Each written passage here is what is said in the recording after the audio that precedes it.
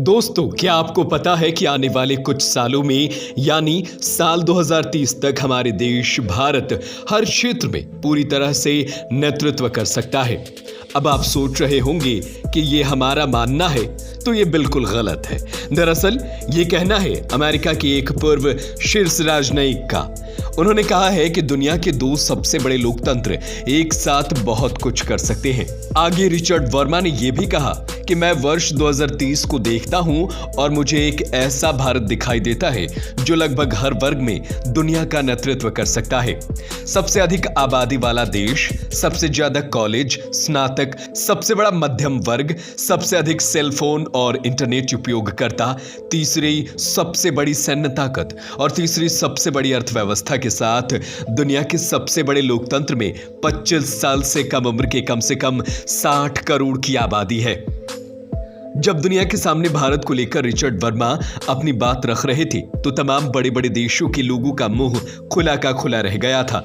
Richard Verma ने आगे कहा कि हमारी आंखों के ठीक सामने आज भारत बड़े पैमाने पर हो रहे डेवलपमेंट के मामले में शीर्ष पर है।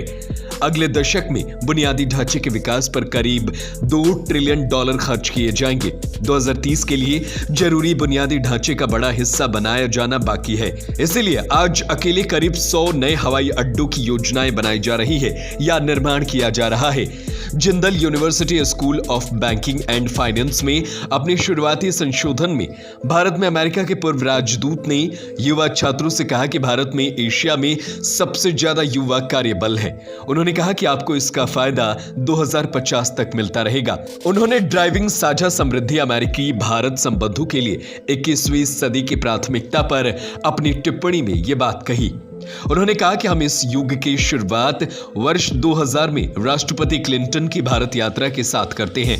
दशकों तक कुछ दूर रहने और यहां तक कि कभी कभी अलग अलग रहने के बाद भी ये एक सफल यात्रा थी।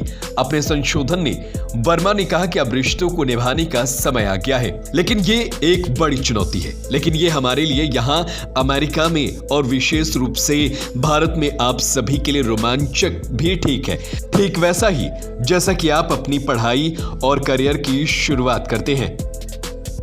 उन्होंने और कई मुद्दों पर बात की और यह भी समझाया कि भारत अभी भी महामारी की भयानक स्थिति से उबरकर सामने नहीं आ पाया है, आतंकवाद से मुकाबला कर रहा है। इसके बावजूद नए नवाचारों और समाधानों को बाजार मिला रहा है जो लोगों के जीवन को आसान, सुरक्षित, हरा भरा, अधिक समृद्ध, अधिक समावेशी और अधिक सुरक्षित बनाएंगे। वर्मा ने यह भी कहा कि जिन्होंने भारत की यात्रा की है तो उन्होंने भारत की वृद्धि की ऐसी तस्वीर पहली बार देखी होगी। उनकी इन बातों से तो दोस्तों हम भी सहमति रखते हैं और कुछ बातों को हम आपको डिटेल में बताना भी चाहते हैं। दोस्तों, क्या आपको मालूम है हमारे देश की 60% से ज्यादा की आबादी यूथ है। हमारे देश में 60% से ज्यादा लोग 30 साल से कम उम्र के हैं और आने वाले 10 सालों से ये आंकड़ा बिल्कुल टॉप लेवल तक पहुंच जाएगा। अब आप बोलेंगे ये सारी चीजें तो हम पहले भी बता चुके हैं, लेकिन क्या सोचा है कि इससे हमारे देश को क्या फायदा होगा, कि अगले 10 सालों में जिंदगी बदल जाएगी। तो दोस्तों, साल 2020 में महामारी ने भारत को झटका दिया था, जिससे होने वाले नुकसान आज तक झेलना पड़ रहा है। आने वाले समय में हमारा देश इस महामारी के अवसर पर पूरी तरह से रिकवर हो जाएगा और हमारे देश के लिए चीजें बदलनी शुरू हो जाएंगी, तो आपको गारंटी देखने को मिलेगी। अब बात करते हैं कुछ और अहम मुद्दों की। तो दोस्तों, सबसे पहले बात करते हैं बुलेट ट्रेन की, जिसके ऊपर भारत सरकार लगातार काम कर रही है। वहीं दिल्ली से मुंबई जाने के लिए आपको ट्रेन का सफर कम से कम 16 से 24 घंटे का करना पड़ता था, जो कि कोशिश की जा रही है कि स्पीड को इतना बढ़ा दिया जाए कि मात्र 7 घंटे में आप अपनी यात्रा को कवर कर सके। बुलेट ट्रेन के साथ सरकार मेट्रो ट्रेन में भी इतना ही ध्यान दे रही है, जिसका मतलब है कि आने वाले 10 सालों में हमारे देश के हर शहर में जगह जगह मेट्रो को आपस में कनेक्ट करेगी, जिससे लोगों का समय और पैसा दोनों ही बच जाएगा। ये तो थी कनेक्टिविटी की बात। अब दोस्तों आगे बढ़ते हैं और बात करें यदि स्मॉल साइज बिजनेस की, तो सबसे पहले चीन की बात करेंगे, क्योंकि ये बात जानकर आप हैरान हो जाएंगे। अकेले चीन के अंदर कुल 3.50 करोड़ स्मॉल बिजनेस यूनिट मौजूद है और भारत में जस्ट इसका दुगना यानी कि तकरीबन 7.50 करोड़ यूनिट मौजूद है। लेकिन ताज्जुब की की बात तो ये है कि भले ही चीन स्मॉल बिजनेस रेट कम है, लेकिन ये अपने देश की टोटल जीडीपी में 60% का डिस्काउंट देते हैं।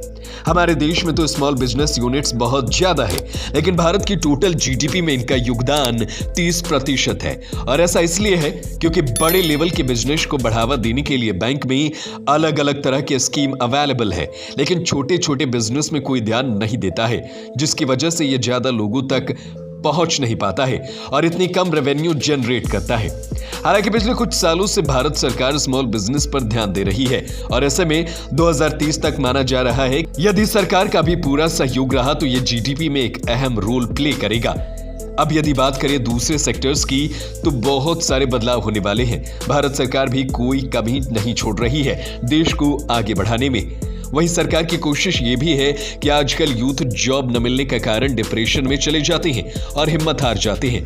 ऐसे में कोशिश ये है कि सरकार रोजगार के नए नए अवसर को तलाश कर रही है और नए नए अवसरों को लेकर आ रही है। वहीं सरकार की ये भी कोशिश यही है कि यूथ भी ज्यादा से ज्यादा स्टार्टअप्स में ध्यान दे, जिससे वो सेल्फ मेड अर्निंग कर सके और देश की जीडीपी में महत्वपूर्ण भूमिका निभा सके। सरकार की सोच पर और भारत की बढ़ती अर्थव्यवस्था पर आप क्या कहेंगे? हमें कमेंट करके जरूर बताएं। जय हिंद, जय भारत।